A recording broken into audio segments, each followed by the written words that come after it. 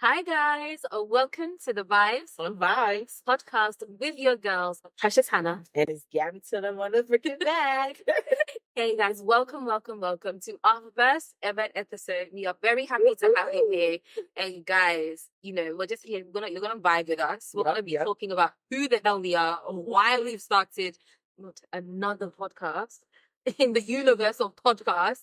And yeah, we're gonna have a great time today. So guys, please stick around, subscribe, and stay tuned.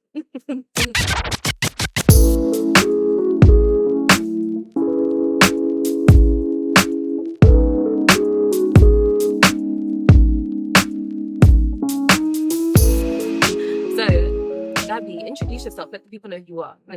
All right, guys. So I don't do well with governments. I don't put my government out there, but y'all could just call me Gabby Mac.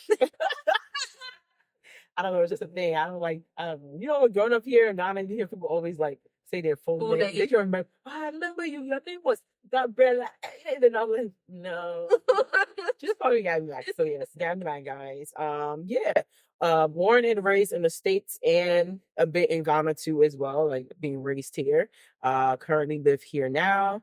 Opened a hair salon that we're currently in, which when you guys come to Ghana, come check us out. This is Max Hair Studio. But yeah, just living life, man. What up? Chilling. Guys, my name is Precious Hannah, as I said before. I was born and raised in the UK. I don't know if I should be happy or sad about that. But yeah, we're still figuring it out. Moved to Ghana 7 years ago. And yeah, just been trying to navigate life, trying to, please God in all ways I can. But the struggle is real. That's important. But yeah, as the journey goes on, like as our podcast goes on, you'll know more about us. We both have YouTube channels where we share our journey living and thriving in Ghana. So do check that out as well. And like I said, subscribe, support your girls. So yes, guys, to start off, Okay.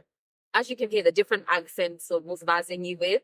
We're gonna do a little game. I'm gonna tell Gabby like a slang term that we used to use in high school. We call it secondary school. I know you guys call it high school. Yeah. So we're gonna go back a couple of years. Let's not tell them how many years to go back, and we're just gonna do two. Okay. We're gonna do two each. So do you want to start or should I start? Okay, I got this. Okay. All right. So one that we use this. Okay, so I remember both in New York and Jersey, and I think they both use this term. But when we were in school, we used to be like, you're. It's not even a word. Well, it's a sound. It literally is though. But we used to like you're, and it's just like it's like just calling someone. I think just like Context. Give me like how would you say in a sentence? it's not even a sentiment. If I see you, I'm like you're what's good. Just call and respond. What's my response to that? I don't know. He was like, "What's popping? What's up?" Like, "Oh, I'm cool." Like, I don't know. Like, it was so stupid. To be honest, I never used those. I feel like if you did that to an African man, like just across the street, well, I guess in Ghana they do that. Yeah. It reminds me of that, but I feel like even with that, I feel like I want to knock someone on the head. Yeah, I can't stand it. Like, I never turn around when I hear that.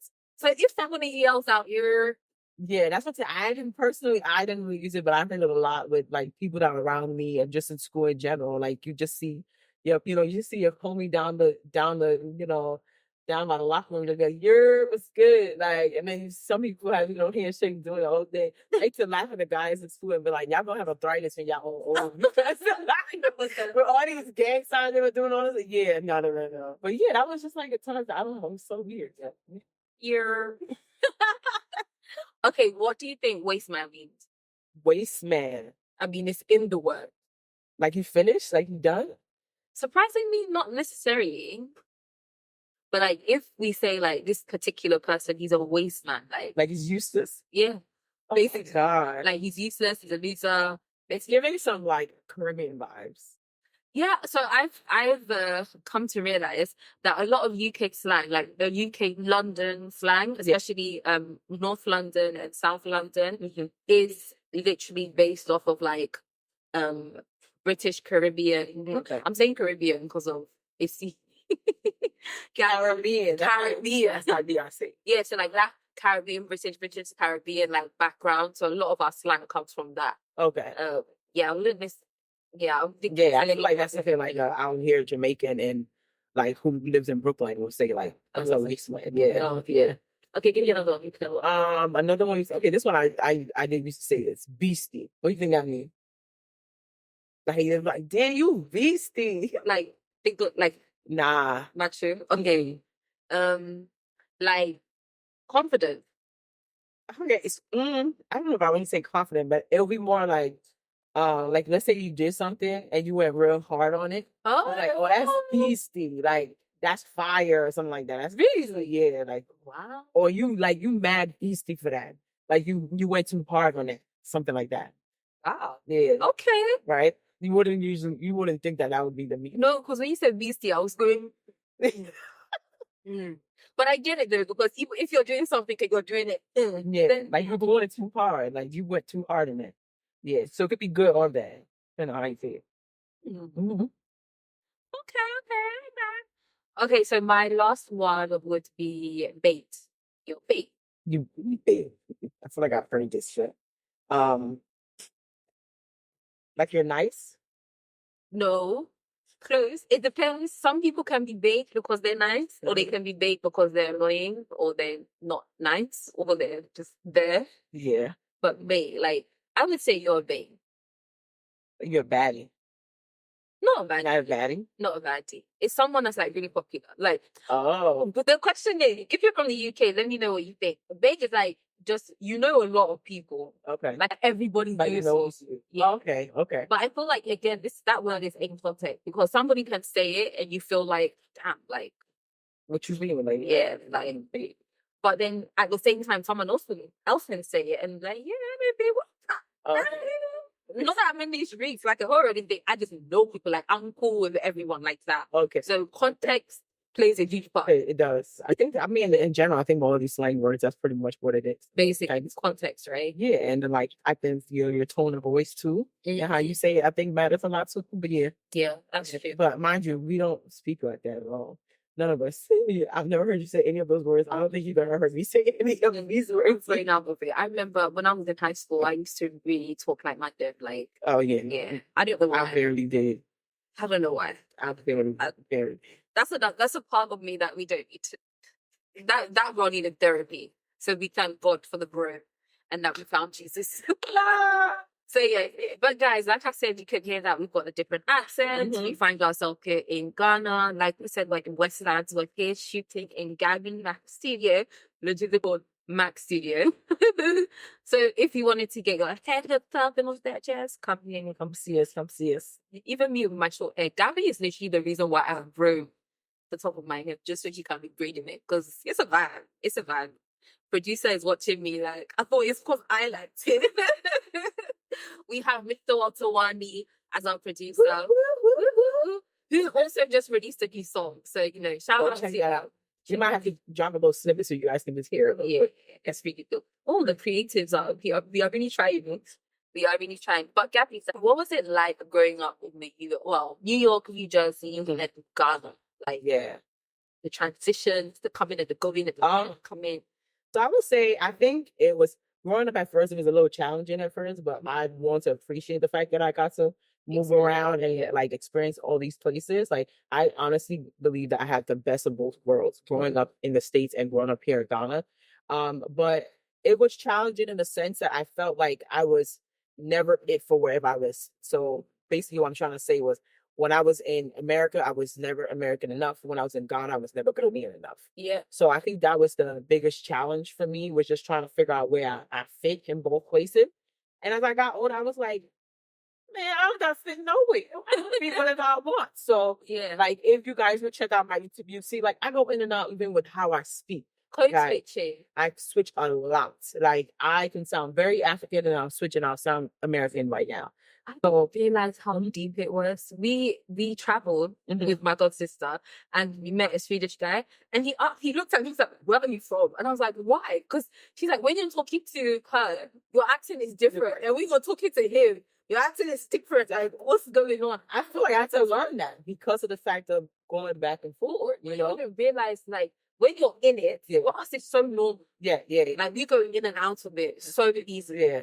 but I don't realize until somebody from the outside is looking in. I'll tell you. Then they tell you, yeah. So I was really, that was like one of my biggest things. But for me, I just try to take the best from each. Like every time I'm somewhere else, I'll just try to learn and experience whatever I can, take what was good, and then just leave what I felt like wasn't good, and just keep it going. So I'm grateful that I got a chance to go, because I feel like if I didn't get that exposure, even to Ghana in general, I would have made the move here to begin with, right? So I think it's because I've had that exposure and my family allowed me to travel back and forth so many times. That's when I was like, no, I feel like I would rather be here over the States. But I mean, I still like the States as much, maybe not now, but but I mean, in general, I feel like, yeah, I'm super grateful that I've had both experiences. But like I said, it's been a challenge, but I've managed to just navigate through, how it works for me. And like, sometimes, like back then, growing up, it wasn't cool, to be African. So like, I found myself being more. Actually, I found myself being more Caribbean because I was around a lot of Caribbeans, and I had like cousins and like half siblings that are Caribbean. So I was around that a lot. So it was cool being that. So I was like, I would rather take more towards that. But then I realized as I was getting older, I was getting more into like just showing them like, who cares? I'm African, I'm Ghanaian, who cares, And then it became super cool. Then I'm like, let me ask, oh, you make jollof rice? I'm just like, oh gosh. By the way, have you made some banging jollof rice? Like banging jollof rice. So even producers got it. Yeah. But yeah, so then like, those things were like, that's how it was then. And then when I come here, I had to act more American because everybody wanted to be my friend because I was from there. But man, I'm pretty sure there's a lot of people that can relate to this topic, especially if you had a chance to go to school here and live abroad too at the same time. I'm pretty sure it's kind of the same similar experiences. What about you? Going off what you just said, so sometimes I low-key wish. I'm thinking about it, but I actually don't. Because before I used to wish that I did like some kind of school here in Ghana until I came and did my master's here. And I realized it's okay. It's okay. God, I think it was totally different. I think going to school, like the JSS, I didn't know studying. I only stopped at JSS too. So I think going to primary and JSS is a little different experience than like uni. I think. Oh, for sure. Yeah. Because locally, I'm an adult. Still have to respect. Yeah. But I can also at certain times I can put my foot down and say I'm not gonna, accept certain like that.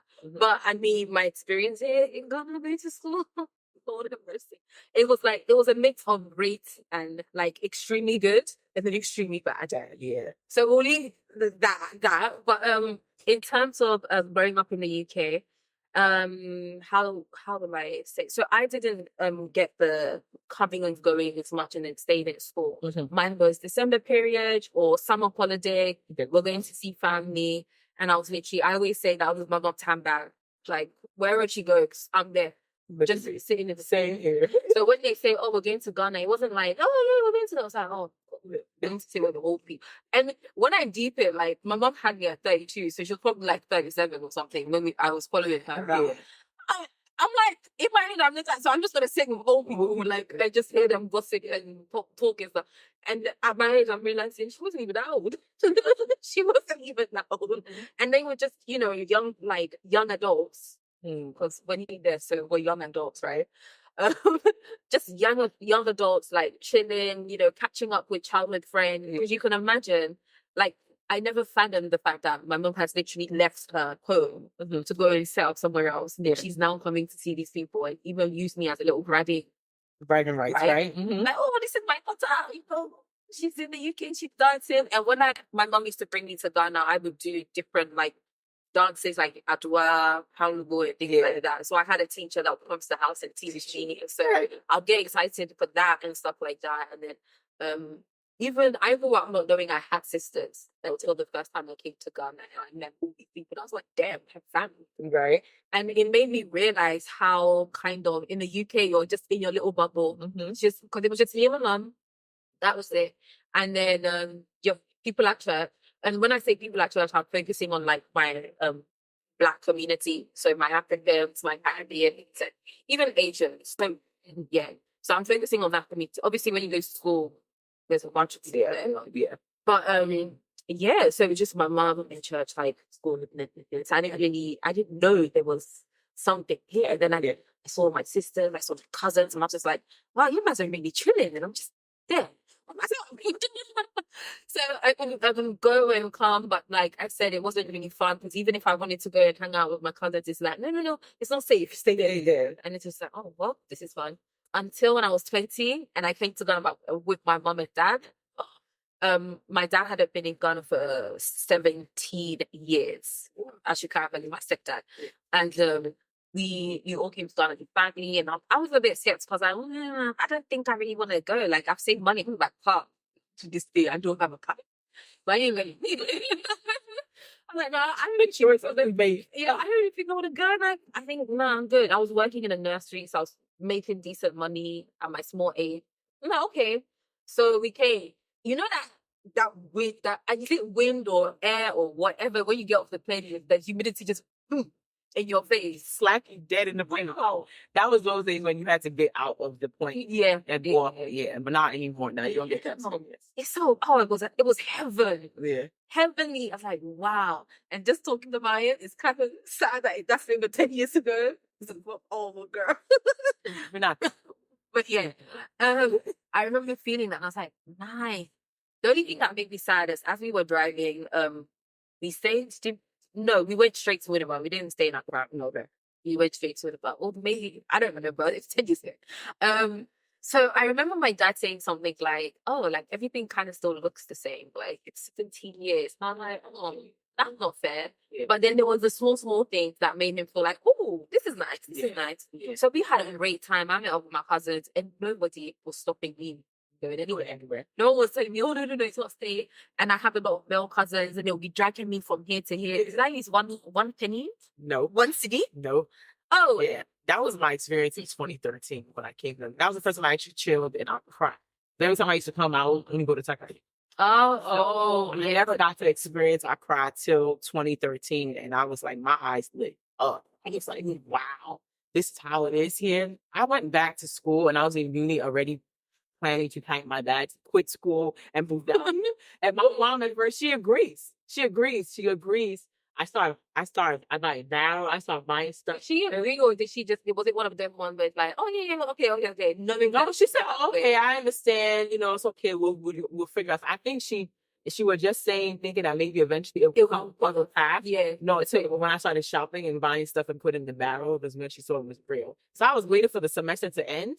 I was coming here, I was going to start a film school. Like, I wanted to act and I wanted to direct. So, like, I had friends here and like family friends that were really close to looking into schools and stuff for me because I lived with them before.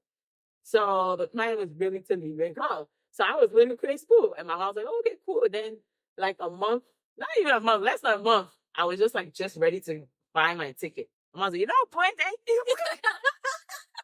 She said, what do you think about it? You're going to get this education. You're going to get this education. So definitely I finished though, but even though I finished, that thing was always still in the back of my mind. I'm going to move.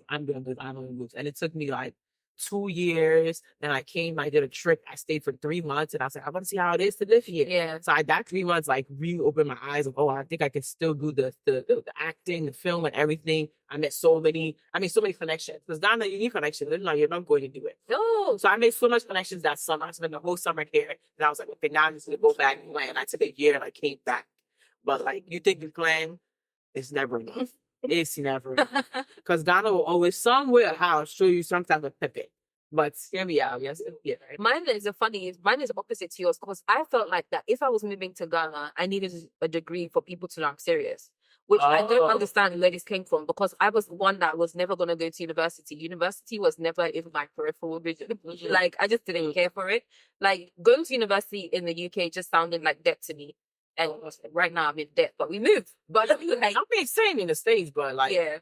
But I just felt like, I don't know. I knew in the back of my head when I left from that trip when I was 20, I was like, yeah, I'm going back.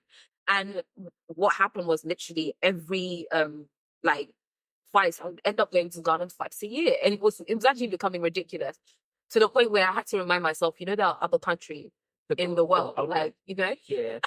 I'm glad I actually did take a time to go see other places. It still didn't stop me because I kept going to Ghana. But what I would do was do transit flights. Okay. So that I could just like places, look around. Yeah, but I feel like I should have abused for that way more. Way more. Yeah. Way more. But so yeah, I did, but I also felt like nobody really cared with a degree. It's long to go to university, right? So I was like, if I'm gonna do this, I'm gonna do something I'm passionate in. So I did dance studies because I've been dancing since I was 3, and what happened? And so when it was time, I was like, oh, I can move to Ghana. I came on holiday and I stayed with my stepbrother, and his friend showed me that like the University of Ghana, and showed me that they have like masters dance like subject and stuff like that.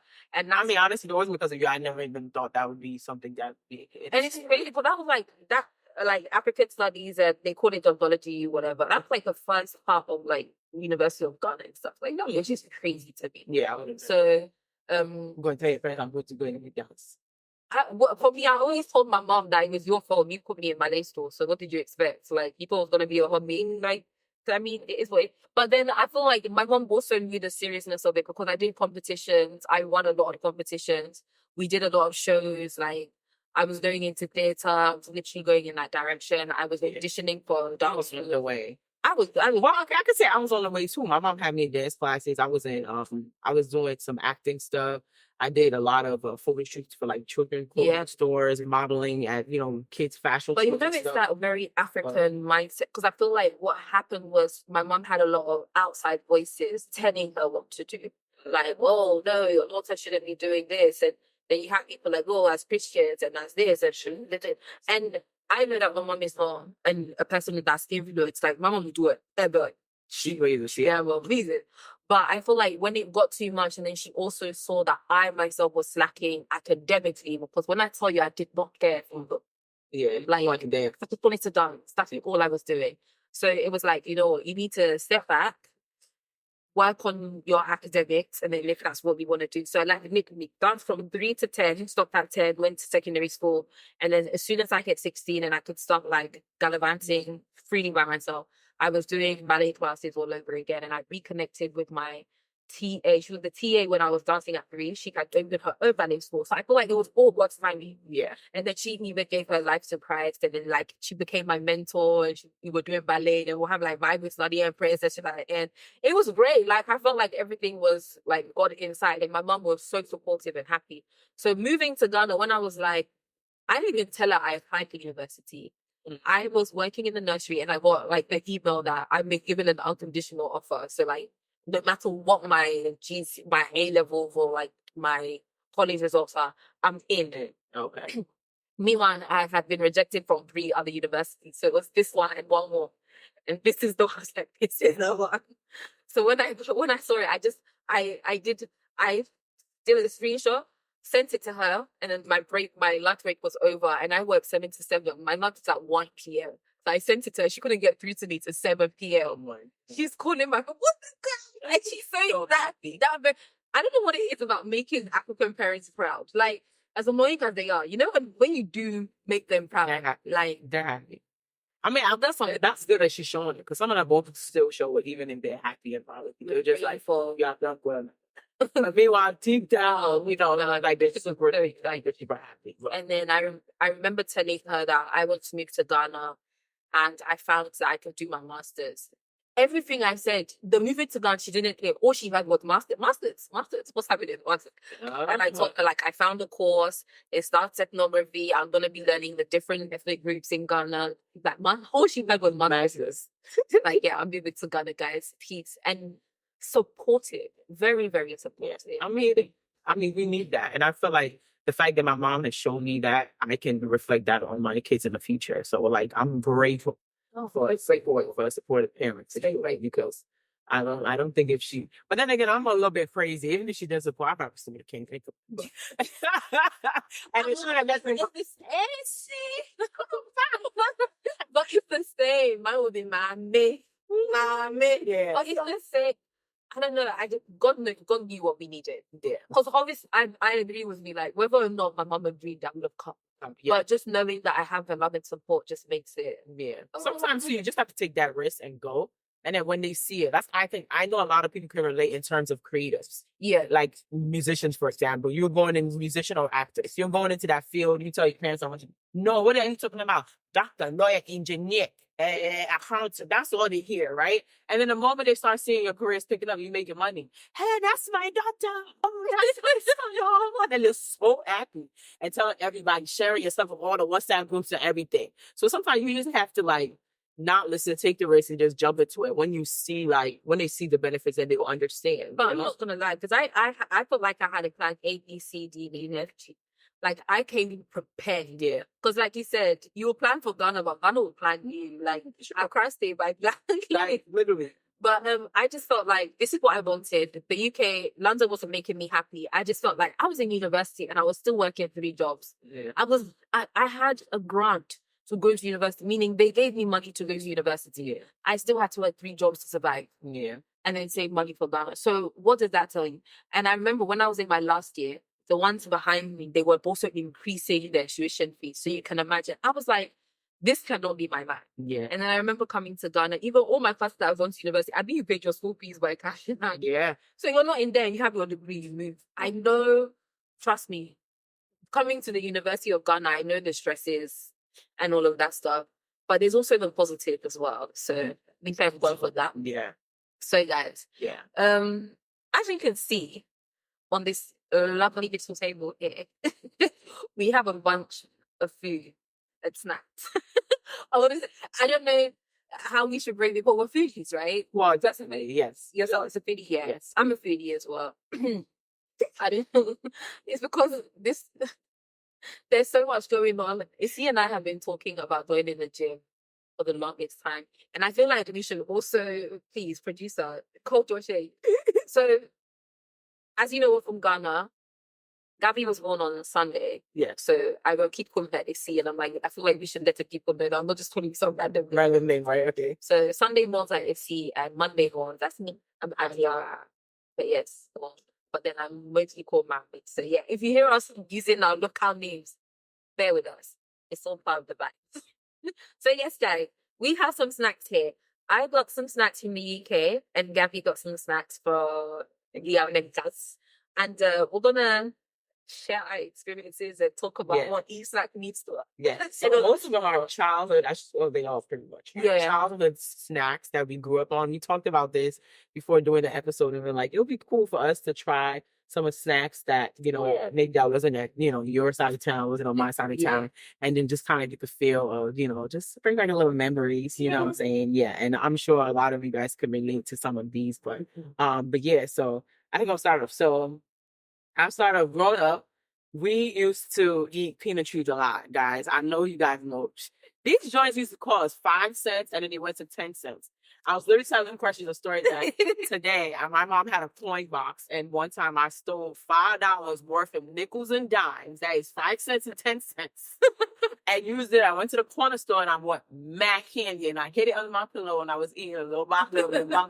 And one day my mom found it, and she was pissed. She was like, "You can't stop eating all this candy." Mind you, I didn't have no cavities that time. I didn't get cavities till I got older. But all the candy I ate when I was younger, I didn't have cavities. But anyways, this was one of my favorites growing up, peanut chew. So let's have it, and then tell me what you think about it. Okay. So guys, it's original dark. Mm-hmm. Okay, so I'm guessing it's like the peanut dark chocolate. Yes, that's what it's called, peanut chew. Peanut chew. Yep. Okay.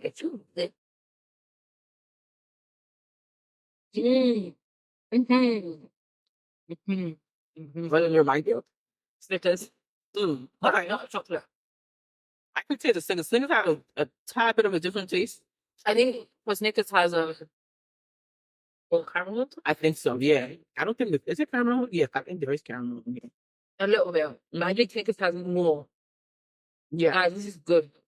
Okay, so it also reminds me of peanut brittle as well. Okay. But with chocolate. Okay, so it's more like peanut brittle covered in dark chocolate. But it's not as hard and like Mm-hmm. Yeah, and you realize like our dark chocolate is not as strong and dark. Like it's not bitter. I mean, we've had dark chocolate here in Ghana, and it's like bitter. It's strong. It's strong. I think it's probably because of all the sugar and process. That's good. Okay, so guys, I really want to finish this, but the way the producer is looking at me right now, I've been half and I'm keeping the rest for you. Okay, you're next. What are we trying? Okay, next we have a good custard cream. The British accent is really coming out right now, guys. Custard cream. So, I don't know. This is actually a Sunday school favorite. So after Sunday school, they put like a bunch of biscuits, a variety. What do they call it? Like a mix of biscuits, different flavors and different things. And custard cream was part of the batch, right? And you only were allowed to take one biscuit, and they'll give you a cup like this and fill the cup like this. And you feel like you've hit the jackpot. You feel like, yeah. And as the tray is coming around, if you get a custard cream, you're lucky because sometimes the custard cream split open, so it's like getting 2 biscuits. So yeah, I love these. They used to come in a pack of a lot of other biscuits, but then Flavors. yeah, but then recently, not recently, but years back, they started doing individual. So you get the custard cream, all boils, nice biscuits, which was a coconut biscuit. So much, but yeah, really, really good. So, what do you think? It's good. We have something very, very, very similar to it, but it's a vanilla cream type of biscuit. But it's good. It's good. All right. You go again. We have great. Okay, watch it down. Okay, but what should we do? Right. You want to do the fruit punch first? Mm-hmm. Okay. So, guys, what do you know about KA? Sparkling fruit punch flavor. I know they have pineapple, strawberry, black. Is it black grape? Something grape. And then fruit punch. And I know you. I know you're a fruit punch kind of gal. So I made sure to get this one. So yes, let's check it out. These used to be 39p. It's called What are they now? 79p or £1 something. I didn't even manage to maintain it. I'm still trying to remember, like, so you got these drinks, and then it's like the quarter. It was like quarter juices that we used to get. I don't think they're a quarter anymore. I like the smell. Just so you could see the color, guys. It's like a nice pinky.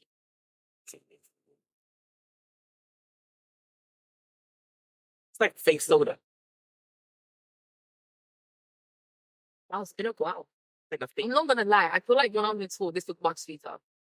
But you know, it's not bad. This is what y'all were drinking because I brought some of the sugary drinks we were drinking. It was really bad. No, I feel like this was much sweeter when I was growing up. But then I know in the UK, like the whole sugar, like there's a lot of sugar laws and things like that. So I feel like they reduced. Yeah, in America, ain't no sugar law. They just pour as much sugar as they want. I think it's a sugar tax or something like that. Yeah. My sister was talking about that when they do that.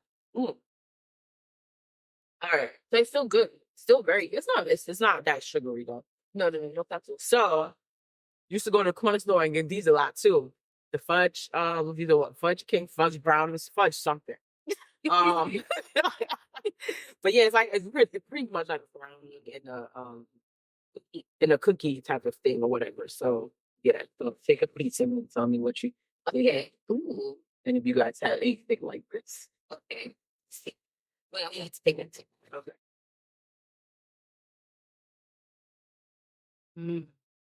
So they also have like a chocolate filling like inside.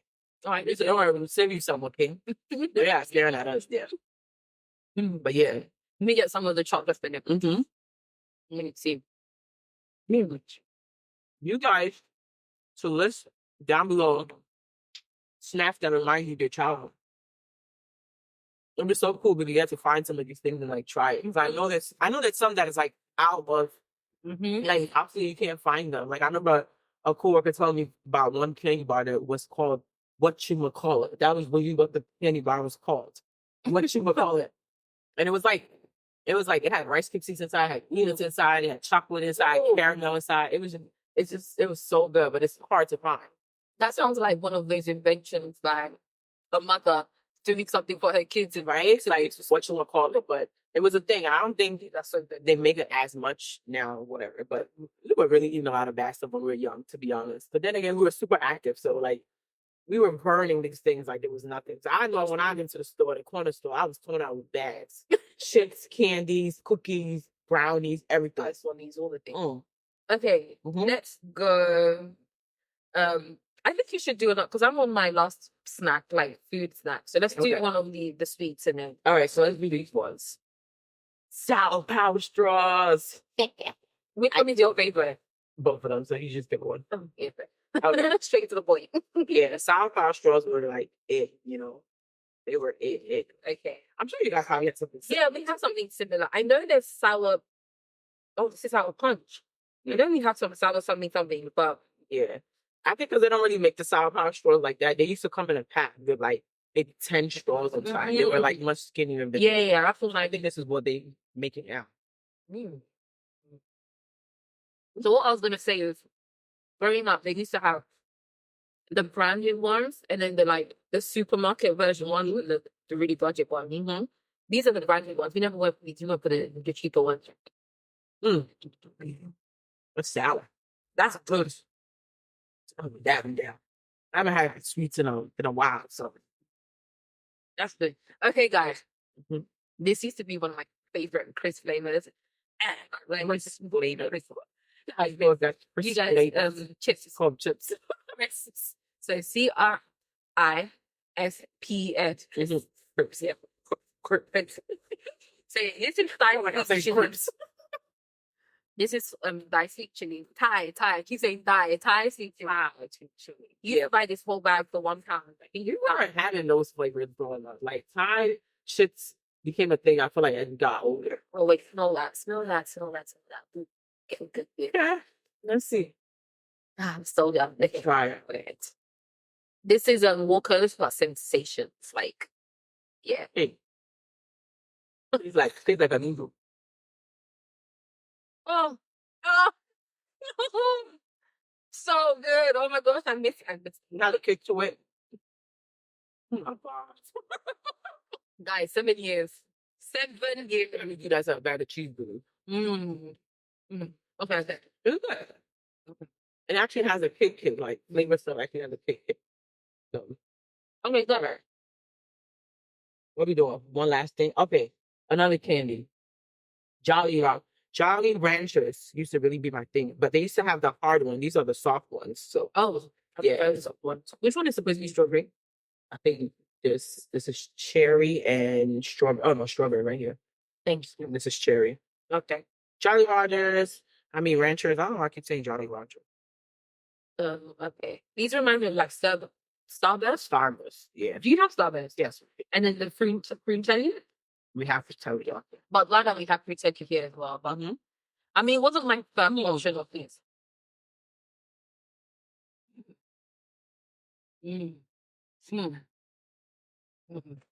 Right? Right? Okay, guys. Now we have stuff in the can. Oh, okay. Okay, then. Okay. So this is called nourishment. This, I'm like trying to figure out what exactly it is. It's just milk. I guess it's a milkshake. Had protein, vanilla flavored milk. I know coming in a tin doesn't make it. It kind of makes it look a bit scary as well. Yes. No, I'm already being reminded about a drink that we had just like that. You have nails. It's called Sport Shakes. Just so that And those come with different flavors. Yeah, strawberry, vanilla, chocolate. Hey, but then This side is calling up. hold on.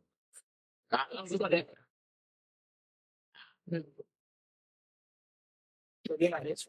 Wait, whatever.